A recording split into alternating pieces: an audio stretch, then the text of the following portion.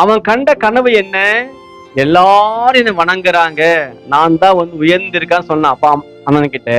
இப்ப அவன் எங்க இருக்கான்? வந்து தனிமையாக ஜெயில உட்கார்ந்துருக்கான். இப்ப வந்து சில நேரங்கள்ல நம்ம வாழ்க்கையில கூட அப்படிதாங்க இருக்கும். அண்ணங்க இருப்பாங்க, அப்பா இருப்பாங்க, அம்மா இருப்பாங்க, எல்லாம் இருக்கிற மாதிரியே இருப்பாங்க. நமக்கு ஒரு நாள் வரும், நம்ம யோசிப்பை போல தனியா தான் உட்காருவோம். அல்லேலூயா. அவன் எப்படி யோசிச்சு நினைச்சு பாருங்களேன்.